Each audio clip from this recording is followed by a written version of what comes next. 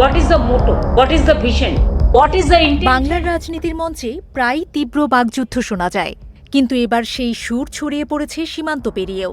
প্রতিবেশী দেশের নির্বাচনকে সামনে এনে নিজের দেশের নির্বাচন ব্যবস্থাকেই কাঠগড়ায় তুললেন পশ্চিমবঙ্গের মুখ্যমন্ত্রী মমতা বন্দ্যোপাধ্যায়।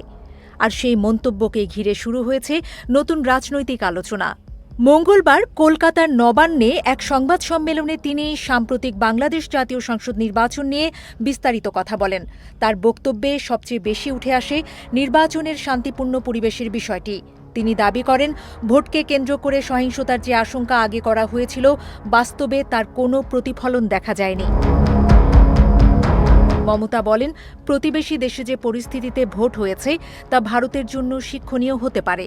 তার ভাষায়, সবাই ভেবেছিল সংঘাত হবে, কিন্তু শেষ পর্যন্ত ভোট হয়েছে শান্তিপূর্ণভাবে এবং শৃঙ্খলার মধ্যে। তিনি মন্তব্য করেন, এই অভিজ্ঞতা থেকে শিক্ষা নেওয়া উচিত ভারতের নির্বাচন ব্যবস্থার। একই সঙ্গে তিনি কড়া ভাষায় ভারতের নির্বাচন কমিশনের ভূমিকার সমালোচনা করেন।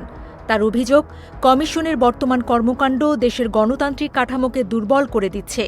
তিনি বলেন, নির্বাচন পরিচালনায় নিরপেক্ষতার বদলে নানা বিতর্কিত সিদ্ধান্ত নেওয়া হচ্ছে, যা ভোটারদের মধ্যে আস্থাহীনতা তৈরি করছে।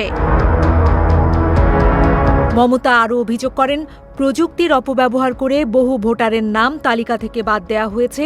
তার দাবি, কৃত্রিম বুদ্ধিমত্তা ব্যবহার করে লাখ লাখ ভোটারের তথ্য যাচাইয়ের নামে এমন পদক্ষেপ নেওয়া হয়েছে, যার ফলে প্রকৃত ভোটারদেরও বাদ পড়ার আশঙ্কা তৈরি হয়েছে। তিনি এটিকে গণতন্ত্র বিরোধী পদক্ষেপ বলে অভিহিত করেন। সংবাদ সম্মেলনে তিনি বলেন, নির্বাচনের মতো গুরুত্বপূর্ণ প্রক্রিয়ায় স্বচ্ছতা থাকা জরুরি। ভোটার তালিকায় কারচুপি বা অনিয়ম হলে তা পুরো ব্যবস্থাকেই প্রশ্নবিদ্ধ করে। তার অভিযোগ, এই পরিস্থিতি নির্দিষ্ট একটি রাজনৈতিক দলকে সুবিধা পাইয়ে দিতে পারে।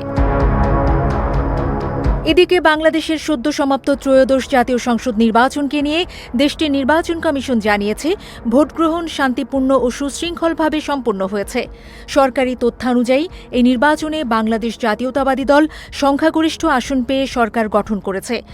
অন্যদিকে বাংলাদেশ জামায়াত ইসলামী নেতৃত্বাধীন জোট সংসদে প্রধান বিরোধী শক্তি হিসেবে জায়গা করে নিয়েছে।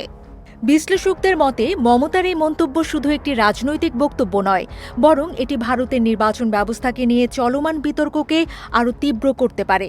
বিশেষ করে ভোটার তালিকা, প্রযুক্তির ব্যবহার এবং কমিশনের নিরপেক্ষতা নিয়ে যেসব প্রশ্ন আগে থেকেই উঠছিল, তার সঙ্গে নতুন করে যুক্ত হল প্রতিবেশী দেশের উদাহরণ।